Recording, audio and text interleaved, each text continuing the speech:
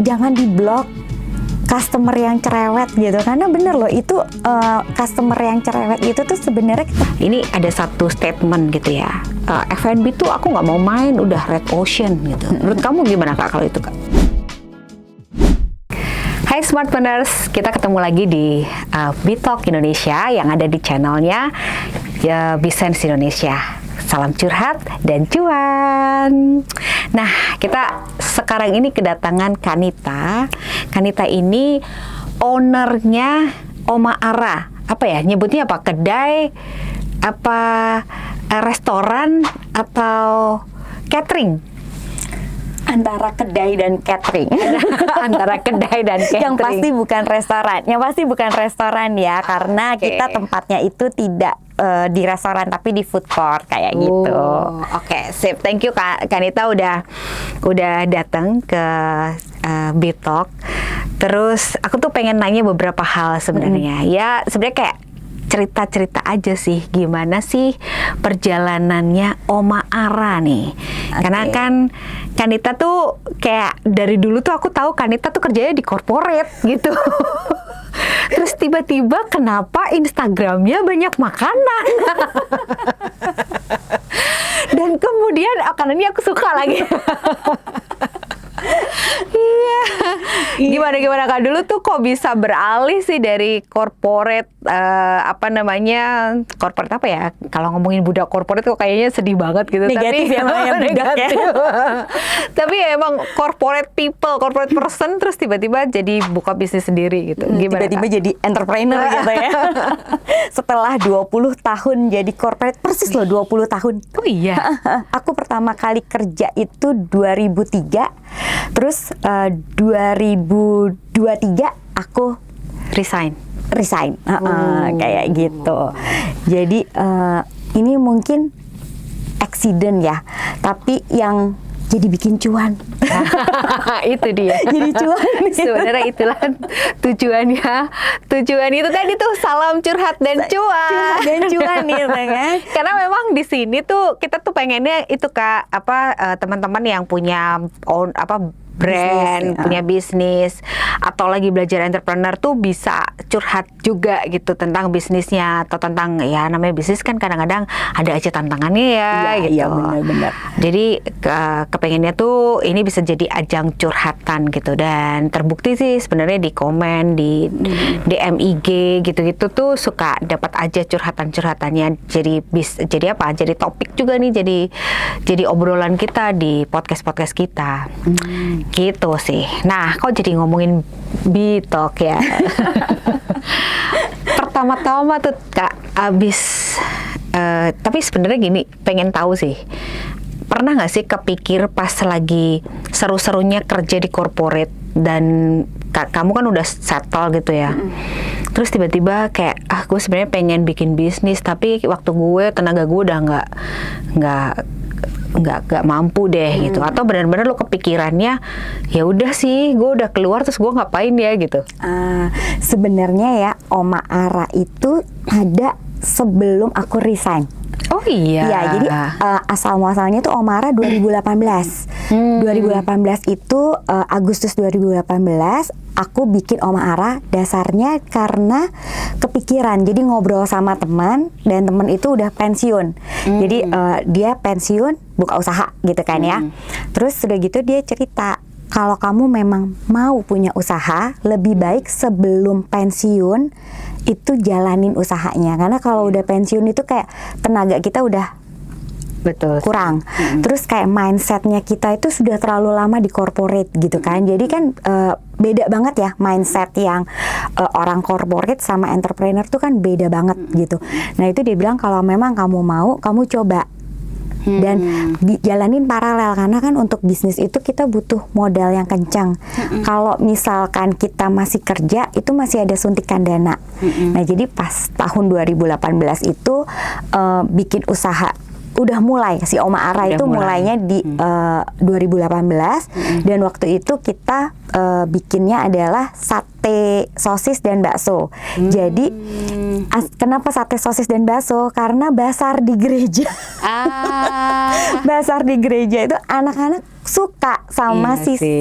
sosis sama bakso gitu kan. Jadi oh ya udah snack, karena kalau kayak snack itu kan lebih gampang ya daripada Iya. kayak sekarang kan. Iya. Jadi lebih ringkas segala macam, bisa ditinggal-tinggal sama kerjaan. Tapi ternyata itu juga salah karena kerjaan aku terlalu banyak, terlalu hektik, bagi waktunya susah. Terus sudah gitu nggak dihandle sendiri gitu kan. Jadi 2018 itu jalan, 2020 aku tutup Oh. karena pandemi. Iya sih. Terus itu juga waktu itu konflik pandemi. di keluarga karena kakak almarhum kan kakak itu meninggal mendadak gitu ya. Jadi kayak keluarga itu kayak berantakan lah, kita ngatur waktu dan segala macemnya, ngatur perasaan juga gitu. Terus kebetulan COVID juga, jadi ya udah Oma Aranya itu tutup yang sosis ini. Sosis. Tapi jiwa untuk pengen punya usaha, karena mikir aduh nanti kalau aku udah pensiun nggak ada pendapatan gimana kan. Iya. Beda ya sama pegawai negeri. Yes. BUMN pasti akan ada uang pensiun gitu kan. Tapi kalau di swasta kan nggak ada gitu kan. Terus nanti gimana gitu. Akhirnya pada saat COVID itu aku kayak terima-terima PO. Terima-terima PO. Terus udah gitu pas kita udah mulai bisa kerja kantoran, itu kan bazar-bazar mulai ada tuh. Nah, aku ikut join bazar-bazar di kantor-kantor. Nah, pada saat bazar-bazar di kantor itu 2020 udah nggak snack lagi, tapi bener-bener nasi. Nasi apa tuh Kak waktu itu? Itu sama kayak sekarang. Oh, udah mulai. Udah mulai, jadi ada cumi, ada ikan cakalang sama udang balado. Bener, bro. Jam segini ya ngomongin makanan. Betul sekali. Ngomong-ngomong ini udah mendekati makan malam. Iya, ini memang bener-bener nggak bener banget. Terus tiba-tiba cerita iya. cumi hitam apa ya tadi? Nah, Cumi hitam, ikan Cumi hitam. cakalang sama sambal udang balado. udang balado. Wah. Ya, nah itu di basar-basar udah mulai nih jualannya udah konsepnya nasi gitu kan, paket-paketan gitu. Di basar-basar, tapi ya emang bener sih kalau kita nggak 100% itu ya nggak jalan dengan sesuai keinginan. Oke. Kayak gitu. Nah terus berjalannya waktu dari 2020 itu aku ada PO, ikut bazar segala macam, jalanin sambil kerja, agak keteteran juga dua-duanya gitu. Terus aku pindah dari satu perusahaan ke perusahaan yang baru ini. Nah mungkin di situ kali ya jalannya ya terbuka karena ketidakcocokan dengan Atasan. lingkungan dan atasan gitu ya. Terus ya udah selesai. Aku fokus di Oma Ara. Oke. Gitu. Tadinya cuma Oma Ara, tapi kan kita tahu ya kalau Oma Ara kan apa sih? Orang juga kalau taruh Iya. kalau dari sisi brand gitu, Oma Ara itu apa gitu kan? Iya. Kita harus bisa ngejual apa yang jadi jualan kita tuh apa. Makanya aku langsung cumi hitam Oma Ara gitu. Oh, oke. Jadi sekarang brandingnya Brandingnya cumi hitam Oma Ara, walaupun tapi punya menu-menu lain menu-menu ya. yang lain. Dan itu juga kenapa cumi hitam, karena pada saat kita bazar PO itu banyak orang yang belinya cumi hitam. Best sellernya. Best sellernya cumi hitam. Jadi ya udah pakai nama itu cumi hitam Oma Ara. Tapi Oma Ara jualan yang lain nggak? Jualan. Iya. Jadi nanti kalau ditanyain menunya apa aja baru dikeluarin. Baru keluarin menu-menunya apa. Padahal awalnya tuh aku maunya malah ikan cakalang. Oh, malahan. Maunya ikan cakalang karena kayak di lidah aku tuh lebih enak ikan cakalang daripada cumi hitam. Iya, Tapi iya, kan iya. aku nggak bisa memaksakan keinginan aku ya. Iya dong. Market maunya apa? Iya, itu dia. Itu tuh sebenarnya pelajaran penting juga loh buat kita yang punya usaha gitu ya. Iya. Untuk mendengarkan market gitu kan. Iya. Supaya kayak ya kita sih menurut kita tuh produk hero kita tuh ini nih gitu kan. Tapi ternyata nggak, selera market tuh yang lain gitu. Iya. Itu kejadian juga kok sama brand-brand yang pernah aku assist gitu ya. Bahkan ini terjadinya di brand besar bahwa mereka kebetulan mereka datang ke Indonesia dengan, ini bukan makanan sih tapi memang menurut aku relevan aja gitu ya. Artinya kayak kita bawa produk hero kita ini ya di negaranya dia, that works gitu ya. Artinya itu memang jadi produk hero. Tapi ketika di Indonesia beda loh gitu. Iya. Nah itu apalagi buat kita nih orang-orang yang baru memulai bikin brand, baru mulai bangun usaha, itu tuh memang harus banget mendengarkan market kita gitu ya. Ternyata begitu. Nah tapi tadi kamu mention ekspektasi dan realitanya tuh berbeda tuh ketika di bazar-bazar gitu. Apa sih yang menurut kamu apa sih bedanya? Terus itu nggak butuh tukang pijet tiap hari tuh. Ya kerja ya bazar gitu ya. Gimana tuh ceritanya waktu itu? Itu untungnya ada support system yang bagus ya. Jadi kalau kita mau jalanin dua hal itu kita harus pastikan support systemnya ada. Ya, itu kata kunci lagi tuh. Support system. Jadi aku punya kakak, dia kan kebetulan udah nggak kerja lagi, jadi dia yang jaga. Aku sama mama yang karena pada saat itu mama masih energinya masih kuat ya, jadi mama masak, aku bantuin gitu, terus yang jaga standnya tuh kakak. Oh, kayak gitu. Jadi kamu tetap bisa masuk kerja gitu. Terus trik berikutnya adalah carilah bazar-bazar yang deket kantor. Jadi pas jam istirahat aku bisa pergi. Iya juga sih. Kayak gitu. Terus pagi nganterin makanan, itu kan bisa sambil kerja ya. Jadi berangkat kerja, drop makanan di kantor tempat yang ada bazarnya itu, terus aku pergi kerja. Kayak gitu sih. Kamu dapat info-info bazar tuh dari mana, Kak? Instagram. Terus kamu berarti kayak ikut juga promoin di Instagramnya mereka atau enggak sih, kita cuma dapat info aja. Terus once kita udah ikut satu bazar, kayak langsung mereka kayak IO-nya tuh kayak ada channel-channel tertentu gitu ya. Tahu-tahu langsung dihubungin lagi, langsung dapat broadcast untuk mau join nggak di sini, mau join nggak di sini gitu. Seperti itu. Tapi ini kalau aku boleh kasih tips ya buat yang baru gitu ya, kalau mau ikut bazar, pastikan bazarnya itu banyak orang yang akan datang. Gimana cara ngukurnya? Ngukurnya kayak ada event apa di sana. Karena kalau kayak kita bazar di kantor ya, itu bayarnya mahal, booth-nya, tapi yang datang hanya orang-orang kantor di gedung itu. Sedangkan orang kantor itu kan lebih suka kalau jam istirahat malah keluar. Betul. Bukan makan di tempat. Kayak gitu. Jadi apalagi kalau bazarnya tuh nggak menyediakan tempat khusus juga ya. Jadi kan mereka mau nggak mau harus take away terus balik lagi ke ruangannya kan. Padahal kan apalagi kalau hari Jumat, bazarnya pas dapatnya terakhir di hari Jumat gitu ya. Itu malah sedikit karena orang-orang karena orang-orang kantornya itu lebih pergi ke mall-mall yang dekat kantor mereka kayak gitu. Jadi kalau mau ikut bazar, pengalaman aku ya lebih bagus kayak misalkan ada event waktu itu turnamen catur, itu masanya udah ada. Jadi kita enak ikut bazarnya gitu. Nah, kalau tadi ya tantangan terbesarnya kan berarti gimana cara manage energi, terus bangun support system, itu kan dari sisi operasional ya. Marketingnya mungkin dari bazar ke bazar gitu ya, lama-lama kebangun ya, audiensnya lama-lama kebangun, loyal marketnya, loyal customernya gitu. Tapi pernah nggak kayak bisa loh satu hari pun nggak ada order, nggak ada yang beli gitu? Sampai saat ini pernah. Oh iya? Iya. Wah, nah itu kenapa dia tuh, Kak? Ya itulah bisnis. Bener sih jawabannya, nggak salah. Makanya aku bilang tadi kan, mentalnya tuh beda antara kita corporate sama pembisnis. Karena nggak mudah untuk kita bisa nerima nggak ada pelanggan datang hari itu. Iya ya. Aku nggak kebayang tuh, nggak kebayang kalau pas kan karena ini masakan gitu ya, masakan itu kan ada semacam expired date-nya gitu kan, waktunya terbatas gitu. Nah gimana kamu ininya Kak, manage-nya gitu supaya ini tetap fresh gitu? Beda sih.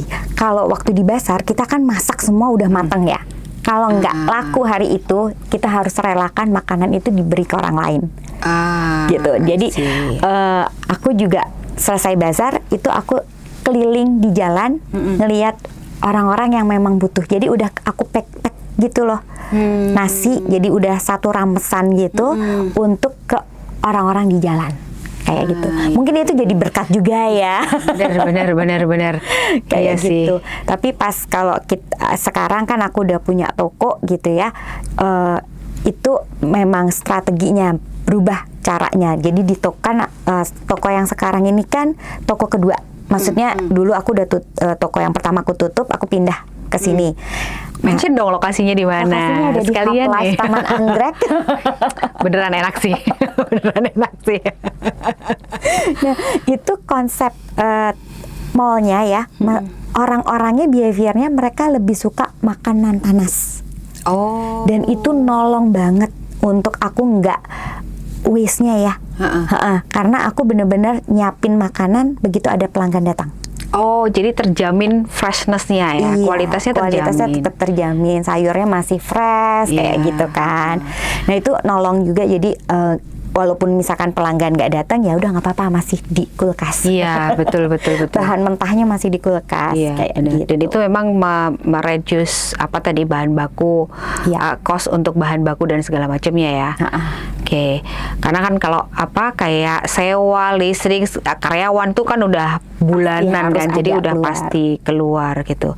Nah, tapi ada nggak sih kayak kesalahan yang paling mahal gitu yang kamu rasakan? Ini udah berapa tahun berarti Kak? 5 tahun? 3 tahun. Kalau yang bener-bener full nasi cumi hitam ya, itu kan dari 2023. 23 ya, 3 tahun lah ya. Oh, masih baru lah ya, masih baru, perjalanan masih panjang. Tapi ada nggak selama 3 tahun ini, wah harusnya gue tuh kemarin nggak ngelakuin ini gitu. Itu ada nggak momen-momen kayak gitu? Momen salah buka tempat. Oh iya, aduh iya Karena sih. itu, kadang tuh kita mikir kayak, oh iya, kita berharap lingkungan kita akan tolong kita. Jadi kalau kita buka toko di lingkungan yang kita udah kenal, kita merasa kayak aman, nyaman gitu kan. Ternyata itu salah. Oh gitu. Iya. Oh, Jadi special treatment untuk F&B seperti itu? Atau itu rata-rata F&B kayak gitu atau enggak? aku kurang tahu juga ya. Tapi kan kadang kita ngelihat, oh di situ rame, kita buka di situ gitu kan. Iya. Tapi sebenarnya kita harus riset makanan kita ini cocok nggak di tempat ini. Betul sekali sih. Kayak gitu. Itu yang aku nggak lakukan. Karena aku cuma ngerasa Ya. ini lingkungan yang aku udah tahu, teman-teman aku banyak, nanti mereka akan datang gitu kan. Tapi ternyata tempatnya tuh nggak cocok untuk jenis makanannya aku.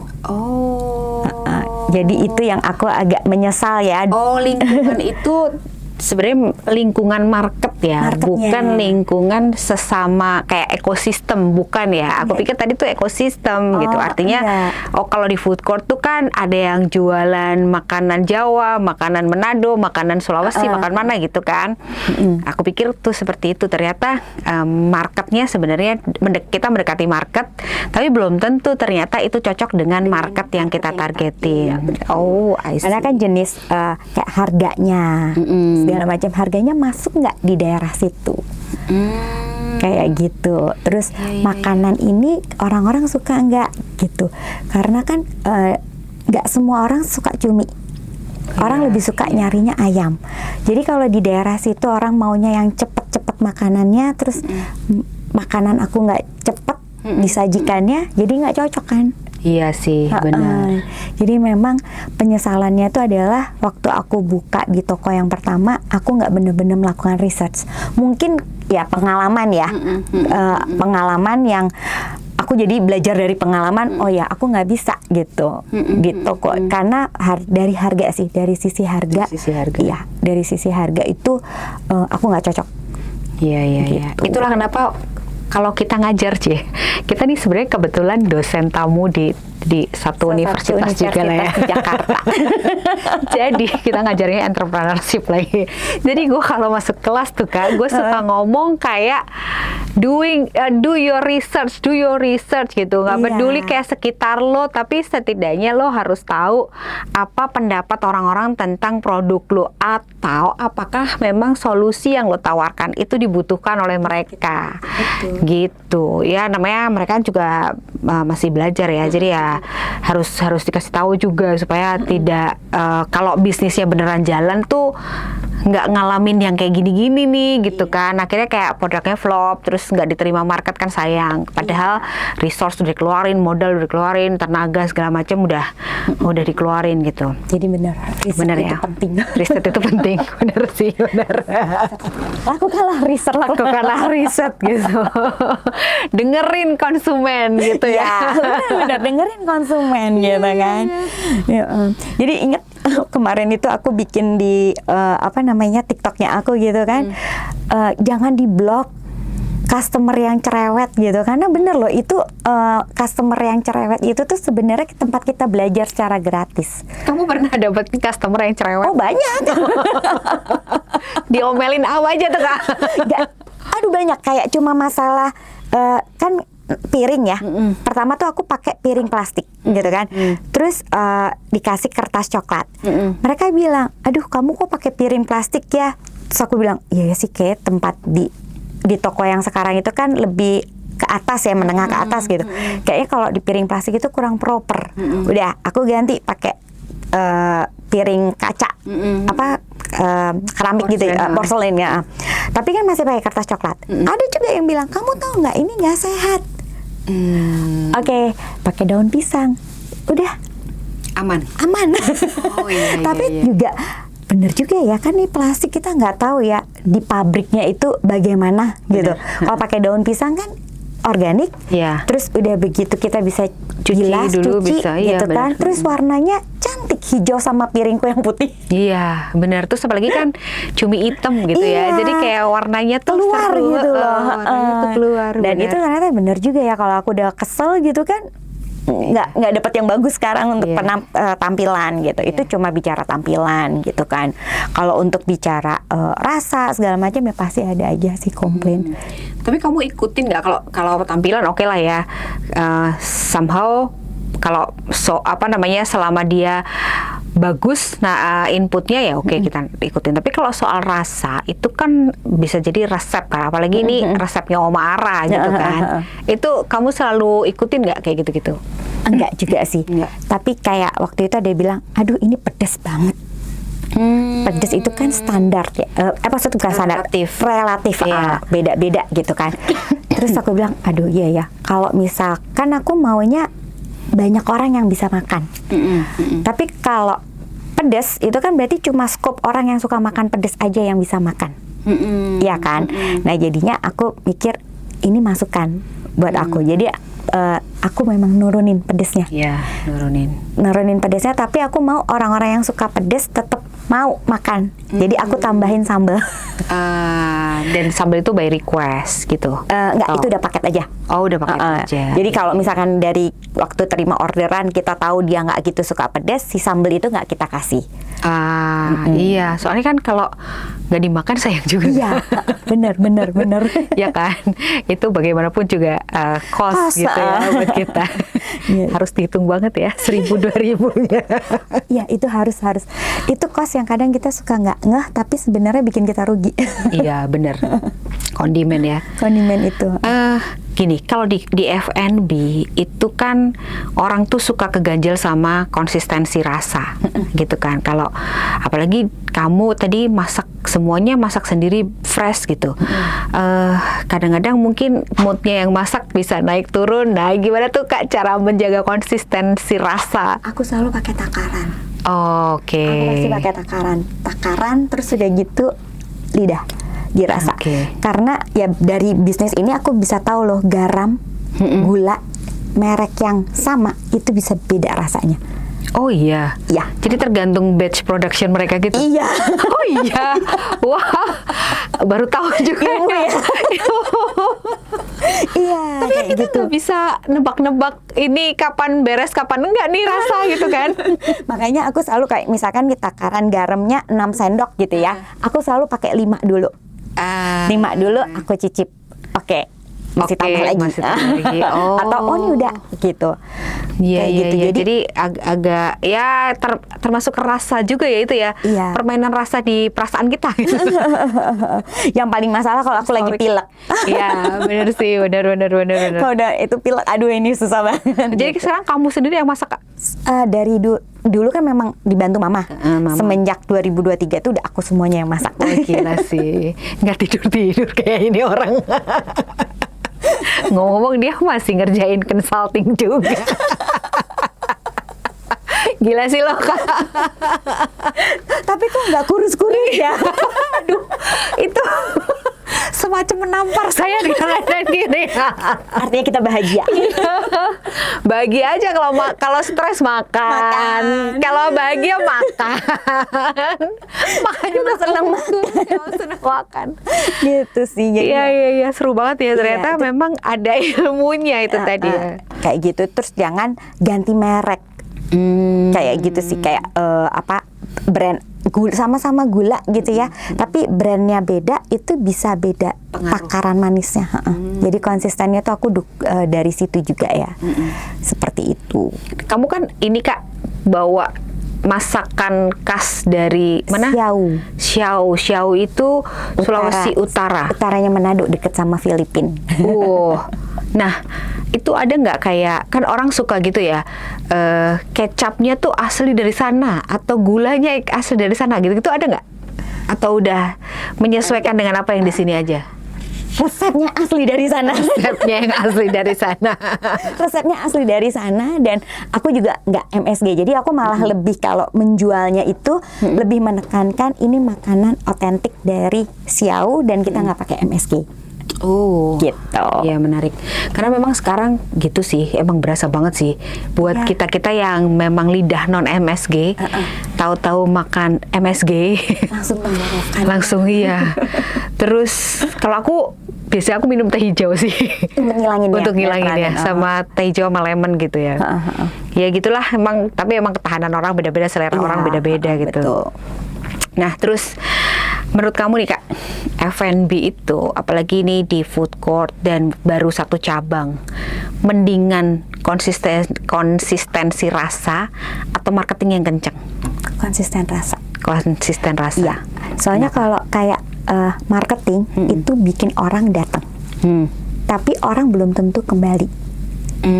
Kalau rasa, orang datang akan kembali lagi kalau dia cocok. Iya. Makanya aku punya Gak bohong ya itu ya? Iya, hashtagnya aku adalah cicip sekali, nanti balik lagi. Seru banget, lucu. Cucu sekali, nanti balik lagi ya. Iya sih, memang iya ya, konsistensi rasa dan itu pasti menjadi kunci utama untuk F&B gitu ya. Nah, tapi sekarang ini walaupun ada ya yang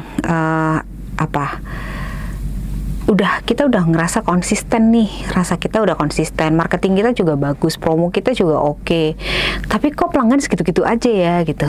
Itu kalau di F&B gimana, Kak? Kamu masih menerima ya itu tadi karena memang pelanggan gue loyal gitu, atau kamu berarti nggak mau scale up nih gitu, atau gimana, Kak? Itu yang kejadian sekarang sih. Oke deh. Itu yang kejadian sekarang, tapi memang aku belum berani untuk buka cabang lagi. Udah di tempat ini dulu, jalanin dulu dengan konsisten. Tapi bukan berarti aku nggak coba untuk ada menu baru juga ya. Jadi kita juga harus ngelihat menu, kayak misalkan sambal udang aku ini favoritnya kurang. Ini aku apain ya? Gitu. Itu aku coba ikan cakalang, gimana caranya supaya ada lagi orang lain yang mau makan ikan cakalang. Mungkin orang itu tidak suka nasi putih, jadi aku bikin nasi goreng. Itu scale up-nya aku tuh kayak gitu sih. Jadi kayak main menunya sama, cumi, ikan, udang, sama ayam. Tapi aku scale up-nya adalah aku ada nasi goreng. Untuk Nasi goreng yang nggak sabaran itu ya? Iya. Nasi goreng cakalang. Nasi goreng cakalang. Ya gitu. Terus ada nasi bakar gitu kan. Jadi kayak aku mencoba meluaskan marketnya itu dengan jenisnya, karena kan mungkin ada orang yang suka nasi bakar, tapi dia nggak suka nasi putih biasa. Ada orang yang suka nasi goreng, ya udah dia ambil nasi goreng. Kayak Terus gitu. oke nggak tuh dengan Itu berjalan. Oh, I see. Jadi aku sekarang di menu yang sekarang, kalau di toko yang dulu ya itu kan semuanya cumi hitam. Aku mau jualan ada ikan di situ ya nggak laku. Semuanya cumi hitam karena namanya kan cumi hitam Oma Ara ya, mau makannya cumi gitu. Tapi di toko yang sekarang karena aku ubah metodenya ya, setiap hari itu ada yang beli nasi goreng, ada yang beli ikan, jadi nggak semuanya cumi. Pernah ada satu masa cumiku habis. Karena cumi itu kan berdasarkan stok di laut ya. Stoknya di laut, bukan stok di pasar. Stok di laut gitu kan. Aku adanya udang sama adanya ikan. Karena kalau udang sama ikan itu lebih stabil daripada cumi di stok di lautnya ya. Lautnya ya. Nah terus tetap aku bisa jualan. Karena aku sudah punya market orang yang suka ikan sama udang. Dan kita bisa membuat orang, kecuali dia memang benar-benar sukanya cumi ya, atau dia nggak bisa makan ikan atau udang gitu ya, ya udah akhirnya pergi kalau cuminya nggak ada. Tapi kalau mereka itu nggak ada cumi, terus tapi mereka tahu masakan di sini tuh udah enak, mereka mau coba.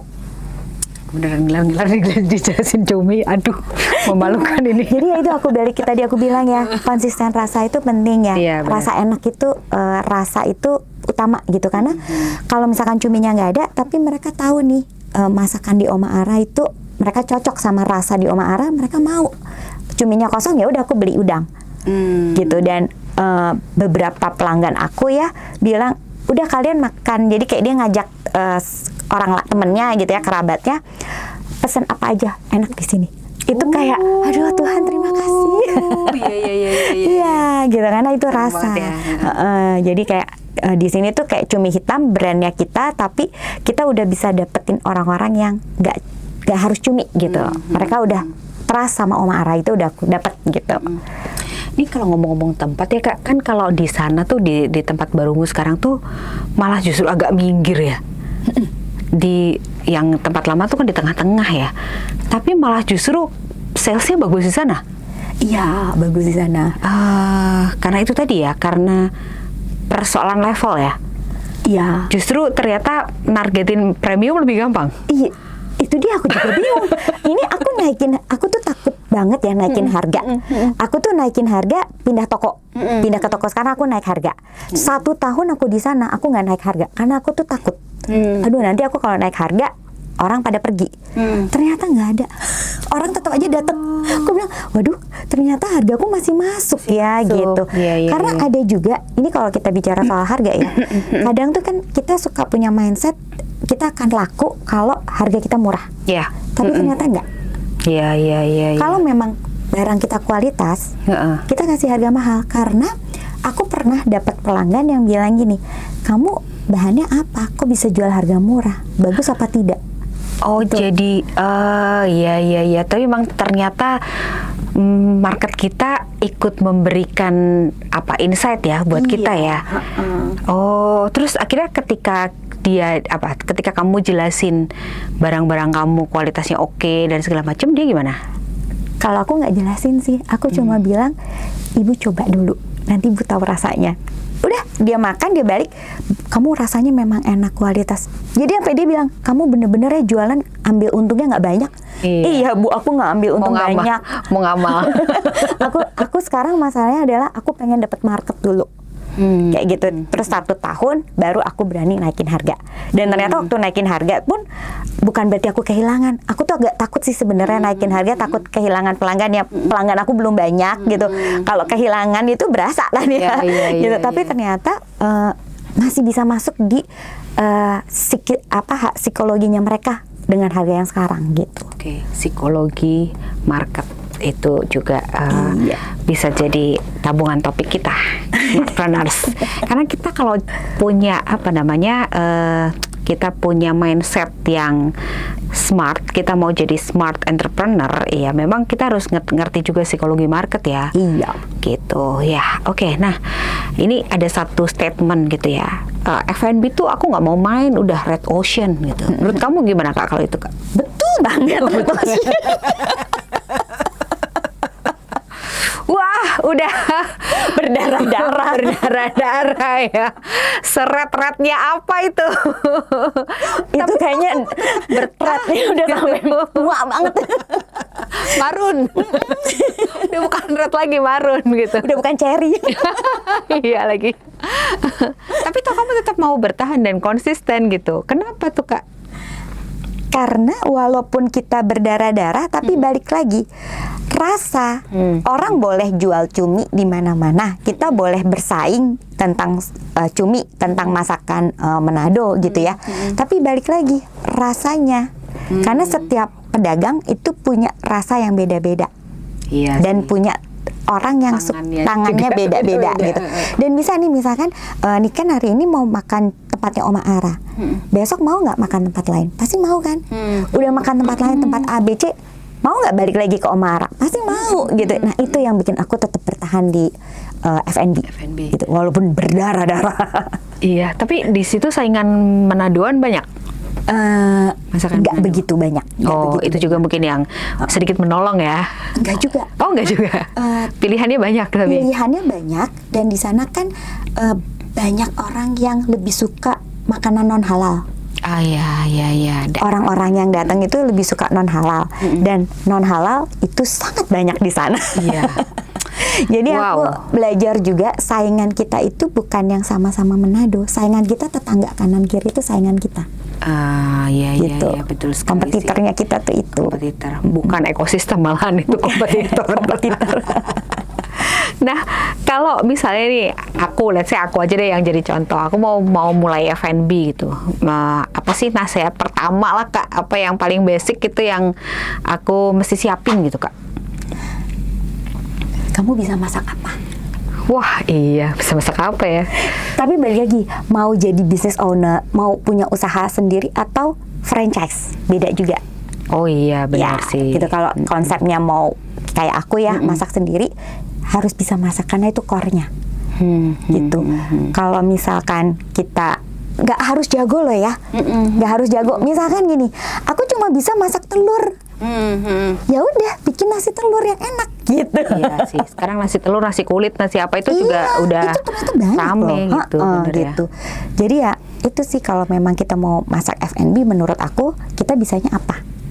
Itu yang mulailah dari apa yang kamu Kita bisa. Iya, benar sih ya.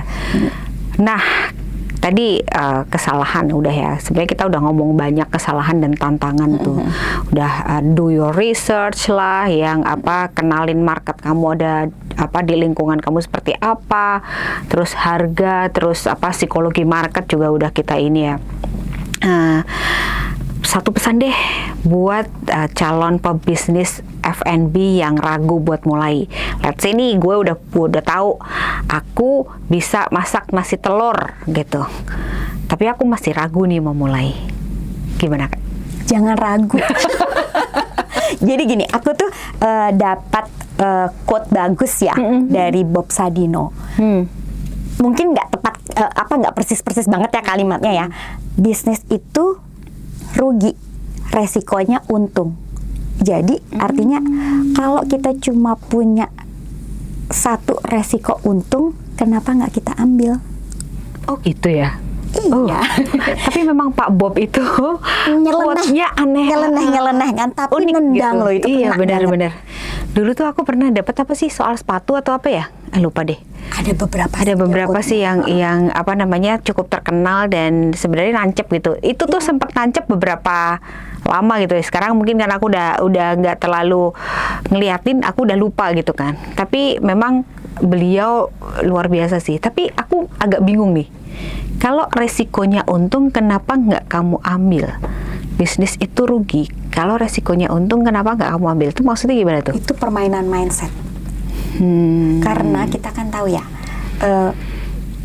waktu kita bikin bisnis itu kan nggak mudah. Jadi kalau kita udah nyiapin mentalnya kita nih Iya. untuk rugi, kita nggak akan takut. Iya, Gitu. iya. Iya kan? Kalau Betul. kita nggak ada pelanggan nih Iya. hari ini, Heeh. ya udah Bagi-bagi aja dulu gitu ya. bagi-bagi dulu Siapa tahu aja. jadi berkat. Karena gitu. besok itu bisa jadi berkatnya lebih banyak. Iya, iya, Kayak iya, gitu. Jadi itu mindsetnya kita ya yang harus kita jaga gitu. Kalau kita udah siap rugi, berarti kita udah siap bisnis. Gitu. Banyak yang aku lihat teman-teman aku nih bisnisnya nggak jalan gitu ya, karena dia berpikir bahwa aku akan kaya dengan berbisnis. Aku akan cepat sukses dengan cepat dapat returnnya, cuannya, gitu kan? Sebenarnya nggak. Mungkin kalau pembisnis yang modalnya gede, cepat gitu ya. Dia Mungkin. main kripto kali Kak. Mungkin. Kalau aku kan tidak, mainnya cumi dan organik banget Iya. pertumbuhannya, karena modal aku untuk sewa influencer ya bener ya, Iya. itu aku nggak cukup. Terus budget marketing aku tuh nggak gede juga. Aku lebih gedein alokasi budgetnya itu untuk produksi gitu kan. Jadinya ya harus kita mindsetnya harus dijaga banget. Gitu. Nah, itu tuh Kak, ada yang menarik nih. Sekarang tuh sebenarnya bisa open affiliate loh Kak. Ya. Iya kan? Siapa tahu nanti bisa kamu coba tuh affiliate itu. Nah, mungkin aku sekedar menginfokan. Jadi kita tuh di Bisnis Indonesia tuh kita punya UKM Growth Lab yang ada apa namanya? Manajemen, keuangan dan operasional, kemudian marketing sales, branding, sama satu lagi apa sih? Kok aku lupa sih? Dibisikin dong. Ada 5 area lah pokoknya. Nanti lihat aja di layar gitu ya.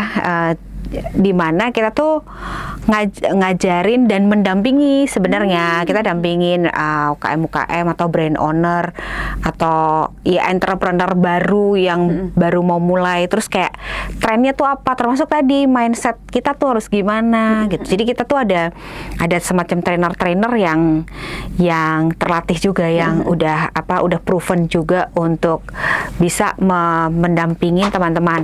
Ada Kak, karena orang-orang tuh yang nggak tahu cara memisahkan keuangan pribadi dengan keuangan perusahaan. Iya. Itu masih banyak juga ternyata yang kacau. Saya salah satunya. Ups. Ini masih berjuang untuk membedakan. Iya. Karena kan takutnya kalau kayak gitu kebablasan, nanti kitanya yang pusing sendiri, ya kan? Ya, jadi kita kayak nggak tahu sebenarnya keuntungan kita tuh berapa, karena udah kecampur. Exactly. Gitu. Betul. Apakah kita untung dan apakah kita rugi juga kita suka nggak tahu karena udah kecampur ya. Kecampur. Ya, itu bisa jadi apa namanya insight juga ya kamu, mudah-mudahan ya. Oke, aku rasa kayaknya udah panjang ya. Kanita, closing statement apa? Jangan pernah ragu untuk mulai bisnis. Jangan pernah ragu untuk mulai bisnis.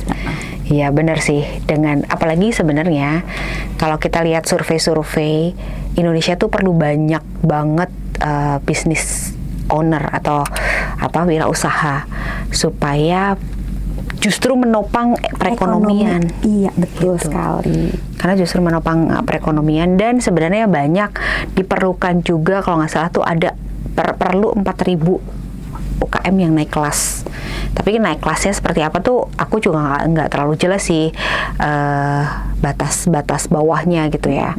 Cuman memang perlu sih, memang kita tuh memang harus paling nggak melatih mindset kita dulu, supaya kita nggak ragu untuk bisnis. Dan ya memang gitu ya, satu pelanggan pun tidak ada kadang-kadang. Itu susah, tapi lama-lama bisa. Lama-lama bisa ya. Lama-lama bisa. Untuk bisa nerima kita nggak ada jualan hari ini. Oke, thank you Kanita udah hadir di sini. Sukses terus untuk Oma Ara. Thank you. Kapan-kapan kita pesen juga ya. Oh, boleh banget. Oke, Smart Partners, aku udahin dulu episode kali ini. Obrolan kita sama Kanita. Thank you banget Kanita sekali lagi udah hadir. Kita doain sama-sama supaya Kanita juga makin cuan. Cuannya begini. Dan jangan lupa juga kalau teman-teman punya curhatan seputar bisnis F&B kalian, terus seputar juga gimana sih caranya membangun bisnis, membangun entrepreneurship, mampirlah ke video-video kita yang sebelumnya. Di situ banyak insight juga, dan kita nantinya akan mengundang narasumber-narasumber yang sudah proven juga di bisnis gitu ya. Jadi buat kita belajar bareng-bareng. Oke, thank you. Terus jangan lupa like, comment, dan subscribe ini nih, Bitalk Indonesia di YouTube-nya Bisense Indonesia. Oke, aku tutup. Sampai jumpa. Salam curhat dan cuan. Bye-bye.